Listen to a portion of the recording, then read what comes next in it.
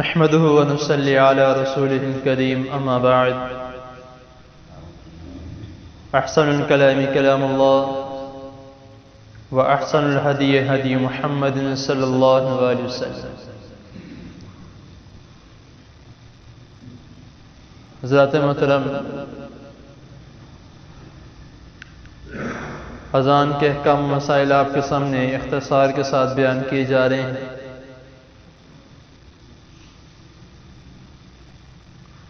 سب کو علم ہے اللہ تعالیٰ کی توفیق سے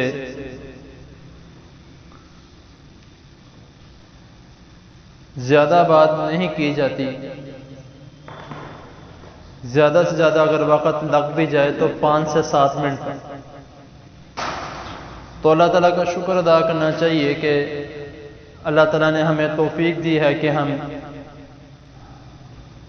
اللہ تعالیٰ کے گھر میں آ کر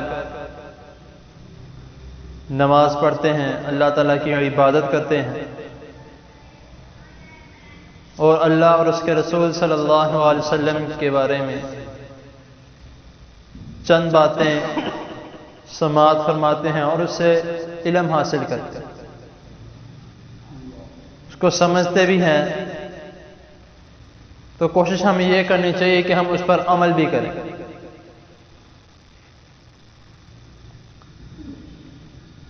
چند باتیں اس طرح کی ہوتی ہیں کہ جس کے بارے میں ہمیں پہلے سے علم ہوتا ہے،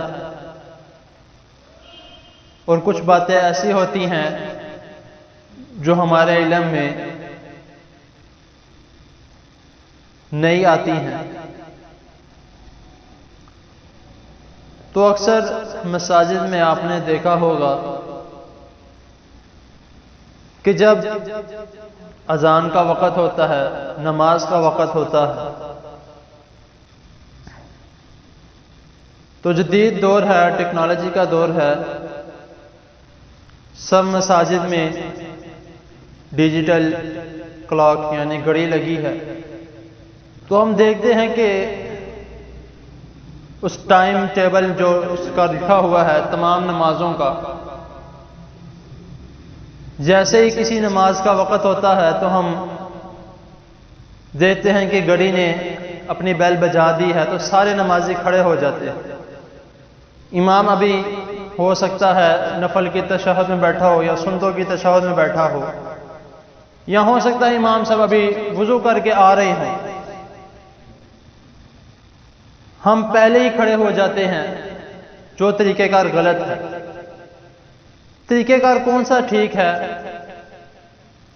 اب اگر آپ دیکھ لیں کہ جو وقت لکھا ہوا ہے نماز کا، اگر اس سے 1-2 منٹ اوپر بھی ہو جائیں تو میرے حساب سے کوئی گناہ کی بات نہیں ہوگی. اگر امام صاحب تھوڑا لیٹ بھی ہو گئے ہیں تو کوئی بات نہیں. آپ دیکھ لیں کہ نبی صلی اللہ علیہ وسلم، اگر آپ اپنے گھر مبارک سے یہ دیکھتے کہ نمازی اکٹھے ہو گئے ہیں، اگر اکٹھے ہو جاتے تو نبی کریم صلی اللہ علیہ وسلم نماز پڑھانے کے لیے تشریف لے آتے. اگر ابھی نمازی مکمل اکٹھے نہیں ہوئے تو ٹائم تھوڑا تاخیر کر لیتے تاکہ سارے موجود ہو جائیں، پھر ہم نماز شروع کریں گے. تو مجال ہو کسی صحابی کی کہ وہ رسول اللہ صلی اللہ علیہ وسلم ان کو حجرہ مبارک سے بلا کے لائے کہ نماز کا وقت ہو گیا، نماز پڑھانے آئے. اللہ تعالیٰ نے اور رسول اللہ صلی اللہ علیہ وسلم نے امام پہ ایک رتبہ رکھا ہے کہ امام نماز پڑھانے آتا ہے، وہ نماز پڑھاتا ہے. آپ دیکھ لیں کہ جب ایک شخص نماز کے لیے کھڑے ہو جاتا ہے اور ایک صف بن جاتی ہے تو اس میں بے شک امیر ہو، غریب ہو، کوئی معذور ہو، جیسا بھی انسان ہو، اس نے امام کے پیچھے نماز پڑھنی. جب تک امام نے سلام نہیں پھیرنی تب تو وہ شخص کہیں بھی نہیں جا سکتا. تو رسول اللہ صلی اللہ علیہ وسلم کا کیا طریقہ کار تھا؟ صحیح مسلم کی حدیث ہے، حدیث نمبر 1370 میں حضرت جابر رضی اللہ تعالیٰ عنہ بیان کرتے ہیں کہ جب رسول اللہ صلی اللہ علیہ وسلم اپنے حجرہ مبارک سے باہر نکلتے، نماز کے لیے تشریف لاتے، تو تو سارے صحابہ بیٹھے رہتے. ایک حدیث میں ہے کہ سارے صحابہ جب وہ آ رہے ہوتے ان کے آتے ہوئے دیکھتے تو پھر کھڑے ہوتے. اور ایک حدیث میں ہے کہ جب حضرت بلال رضی اللہ تعالی نبی کریم صلی اللہ علیہ وسلم کو آتے ہوئے دیکھتے وہ تکبیر کہنا شروع ہوتے پھر نمازی کھڑے ہوتے. تو ہمارے میں کافی مساجد میں اس چیز کی بہت زیادہ کمی ہے. ایک تو یہ کہ ہم امام صاحب کو آوازیں دیتے ہیں اونچی آواز سے. امام صاحب وضو کر رہے ہیں تو ہم آوازیں دیں گے جلدی آ جائے نماز کا ٹائم ہو گیا.